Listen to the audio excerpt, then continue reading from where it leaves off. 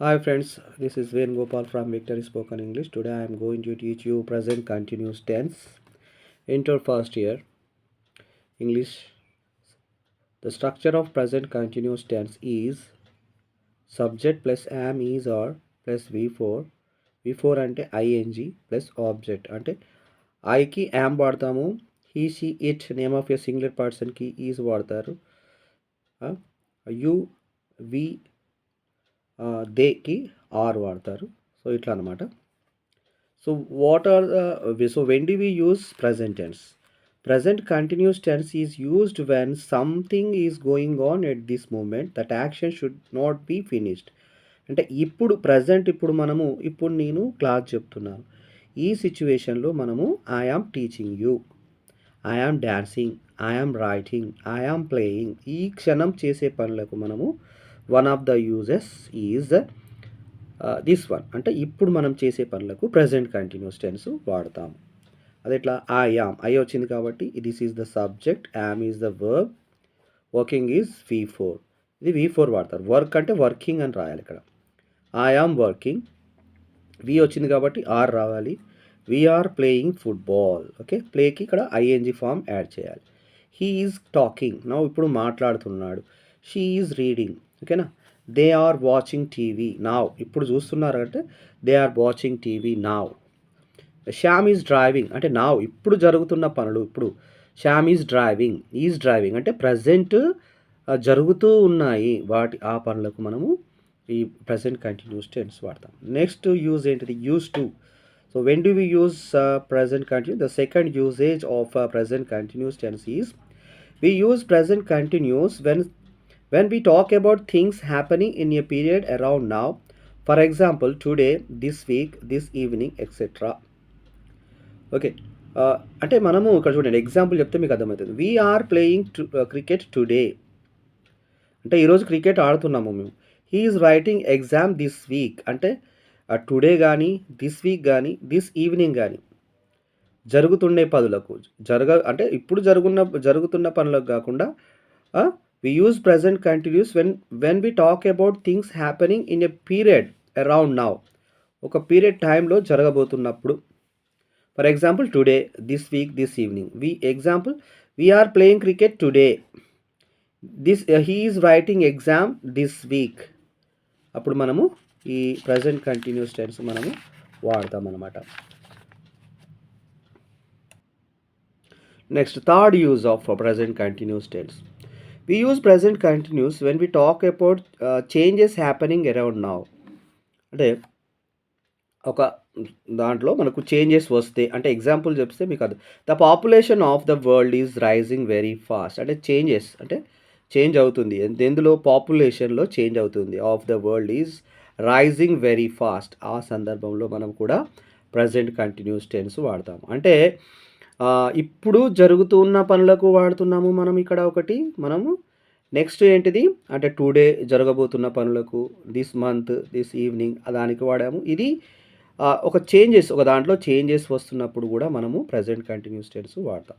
Is your English getting better అంటే ఏమన్నా progress ఉందా, ఇది ఇంటరాగేటివ్ సెంటెన్స్. సో ఈ 3 సందర్భాల్లో మనము ప్రజెంట్ కంటిన్యూస్ టెన్స్ వాడతాము.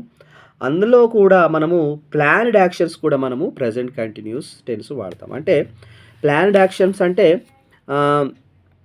He is going to, example, he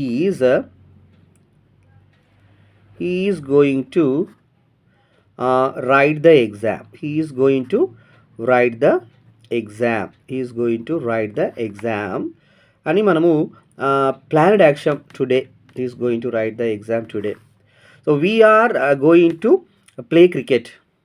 ఓకేనా, we are going to play, that means that is planned action. So planned actions కూడా మనము ప్రజెంట్ కంటిన్యూస్ టెన్స్ వాడతాం. ఓకేనా. So we are going to watch movies, we are going to watch movie. So ఇలా మనము present continuous tense వాడతాం అన్నమాట. So దీన్ని స్టేట్మెంట్లోకి అండ్ ఇంటరాగేటివ్ సెంటెన్స్లోకి, నెగిటివ్ సెంటెన్స్లోకి అండ్ నెగిటివ్ ఇంటరాగేటివ్ సెంటెన్స్లోకి ఎలా, how do we convert them into a statement. This is subject he, this is verb he is playing cricket, this is V4. Is he, ఈ is ముందుకు వస్తే, subject ముందుకు వస్తే అది ఇంటరాగేటివ్ సెంటెన్స్ అవుతుంది.